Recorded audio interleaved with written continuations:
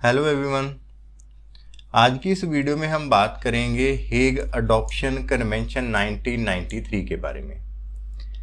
Hague adoption convention के ऊपर ये हमारी फर्स्ट वीडियो है। आने वाली वीडियो में हम इस हेग अडॉप्शन कन्वेंशन को कम्प्लीटली स्टडी करेंगे। आज की इस वीडियो में हम बात करेंगे हेग अडॉप्शन कन्वेंशन क्या है, क्या इसकी हिस्ट्री रही है, इसको क्यों बनाया गया और ये किसके ऊपर एप्लीकेबल होती है। चाइल्ड राइट को लेके, बच्चों के जो अधिकार हैं उनको लेके हेग अडॉप्शन कन्वेंशन एक इम्पॉर्टेंट कन्वेंशन है। तो इस वीडियो में हम इसके बारे में बात करते हैं। हेग अडॉप्शन कन्वेंशन एक इंटरनेशनल प्रोग्राम है जो कि प्रोटेक्ट करता है इंटर कंट्री अडॉप्शन को। एक देश का बच्चा दूसरे देश में जब अडॉप्ट होता है, उसको अडॉप्ट किया जाता है एक देश के जो हैप्चुअल रेजिडेंट हैं उनके द्वारा दूसरे देश से कोई बच्चा अडॉप्ट किया जाता है, तो उसको हम इंटर कंट्री अडॉप्शन बोलते हैं। तो इसके लिए एक ये इंटरनेशनल प्रोग्राम है। जो हेग अडॉप्शन कन्वेंशन 1993 है, ये article 21 of United nation convention of the rights of child UNCRC को इफेक्ट देने के लिए, उसको लागू करने के लिए ये कन्वेंशन है वो बनाई गई है। Article 21 United nation convention on the right of child, उसको लेके ये कन्वेंशन है वो अडॉप्ट की गई है। उसको इफेक्ट देने के लिए, उसको लागू करने के लिए ये कन्वेंशन बनाई गई है। इसको Hague convention on inter country adoption 1993 के नाम से भी जानते हैं। इंडिया ने इसको रेक्टिफाई किया था 2003 में। 2003 में इंडिया ने इस कन्वेंशन को रेक्टिफाई किया, मीन्स इसको साइन किया था। 2003 में इंडिया इसका मेंबर देश बन गया था। कॉन्ट्रैक्टिंग स्टेट जिसको कहते हैं, इस कन्वेंशन के मुताबिक वो 2003 में इंडिया हो गया था। ये जो कन्वेंशन थी ये डेवलप हुई थी Hague conference on private international law के द्वारा ये डेवलप की गई थी। ये कन्वेंशन थी Hague conference on private international law के द्वारा जो थी वो डेवलप की गई थी। Hague conference on private international law, जिसको शॉर्ट में HCCH भी कहते हैं, एक इंटर गवर्नमेंटल ऑर्गेनाइजेशन है जो कि इन कन्वेंशन को जो है वो प्रिपेयर करती है, डेवलप करती है, इनकी डेवलपमेंट में अपना काम करती है। कन्वेंशन जो वो कंक्लूड हुई 29 मई 1993 को, ये कन्वेंशन थी वो कंक्लूड हुई। कंक्लूड मीन्स इसका ड्राफ्ट फाइनली रेडी हुआ और ये फोर्स में आई 1 मई 1995 को। अब इन दोनों में कंफ्यूजन हो सकता है अभी ये कब आई। ये फोर्स हुई, ये लागू हुई 1 मई 1995 से, और ये इसका जो फाइनल ड्राफ्ट था वो प्रिपेयर हुआ 29 मई 1993। और ये कहाँ हुई कन्वेंशन? ये हेग में हुई। हेग क्या है? हेग नीदरलैंड कंट्री की एक सिटी है जहां पे इंटरनेशनल कोर्ट ऑफ जस्टिस भी एस्टेब्लिश है। उसके बाद इस कन्वेंशन की जरूरत क्यों पड़ी? जब 1980 में अडॉप्शन के लॉ को लेके, इंटरनेशनल अडॉप्शन के रिकॉग्नाइजेशन को लेके, उनको लेके एक इंक्रीज हुआ, इंटरनेशनल अडॉप्शन थी वो इंक्रीज हुई। 1960 के बाद जब इंटरनेशनल अडॉप्शन थी वो बच्चों की वो इंक्रीज हुई, तो एक नई कन्वेंशन को बनाने की जो जरूरत थी वो महसूस हुई।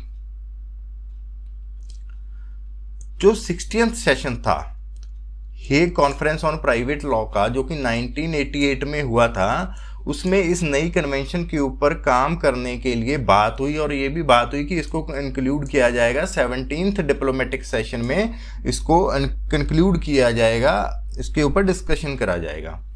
तो जब 17th सेशन 10 मई 1993 को, 10 मई 1993 को जब ये 17th सेशन किसका हुआ?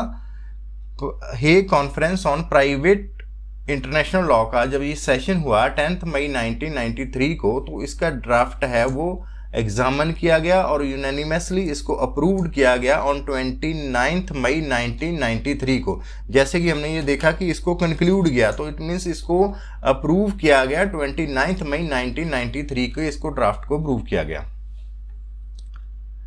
ये कन्वेंशन क्या कहती है? ये कोई यूनिवर्सल लॉ है, वो एप्लीकेबल नहीं करती कॉन्ट्रैक्टिंग स्टेट के ऊपर। ये एक मिनिमम स्टैंडर्ड एस्टेब्लिश करती है।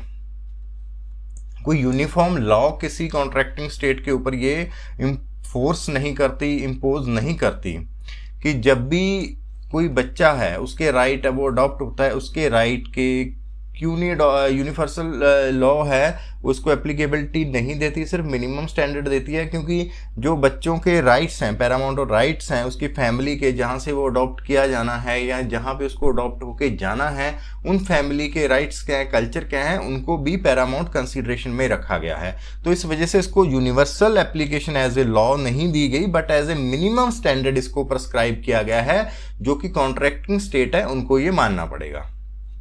इस कन्वेंशन में टोटल 7 चैप्टर्स हैं और 48 आर्टिकल्स हैं। और जिन कंट्री ने ये कन्वेंशन साइन नहीं की, रेटिफाई नहीं की, उन कंट्री को बच्चों को अडॉप्ट करने का दूसरी या अपने बच्चों को दूसरी कंट्री में अडॉप्ट नहीं देते हैं, उनको परमिशन नहीं है, या उन कंट्री में दूसरी कंट्री के बच्चे नहीं अडॉप्ट होते, जिनके ये जिस कंट्री ने, स्टेट ने ये कन्वेंशन रेक्टिफाई करी है, वो कन्वेंशन उन्हीं स्टेट के ऊपर लागू होगी। उसी स्टेट का बच्चा दूसरी कंट्री में वो अडॉप्ट माना जाएगा। आर्टिकल 1 कहता है, जो कि इसके जो ऑब्जेक्ट हैं इस कन्वेंशन के, उसको स्टेट करता है, उसको बताता है कि जो ऑब्जेक्ट है इस कन्वेंशन का कि एक एस्टेब्लिश करना, कॉपरेशन का एक सिस्टम एस्टेब्लिश करना कॉन्ट्रैक्टिंग स्टेट में। State means country.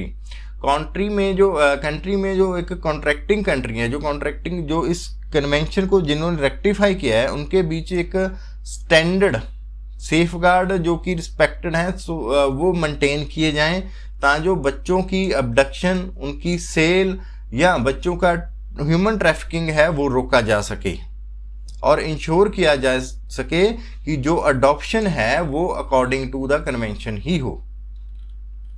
उसके बाद जो कन्वेंशन है वो अप्लाई होती है जहां पे हैबिचुअल रेजिडेंट है, चाइल्ड का हैबिचुअल रेजिडेंट है वन कॉन्ट्रैक्टिंग स्टेट में, जहां पे वो अडॉप्शन में दिया गया है या दिया जाना है, जहां से उसने मूव करके दूसरी कॉन्ट्रैक्टिंग स्टेट को, रिसीविंग स्टेट जिसको बोलते हैं, एक कॉन्ट्रैक्ट स्टेट जहां पे बच्चे को अडॉप्ट किया जाना है, दूसरी स्टेट जहां पे बच्चे को अडॉप्ट करके लेके जाना है, उनके ऊपर ये कन्वेंशन है वो लागू होगी।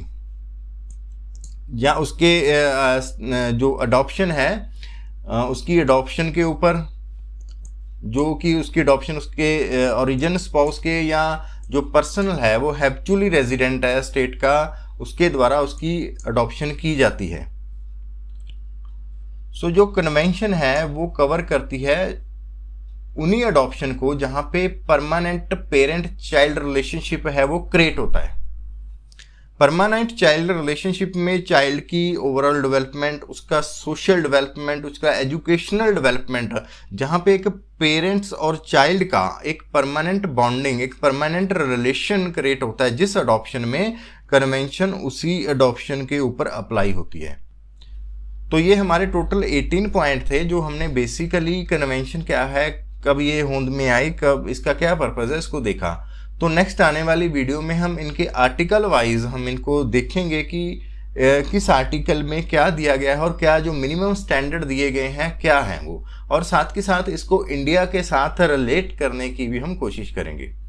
So thank you for watching this video.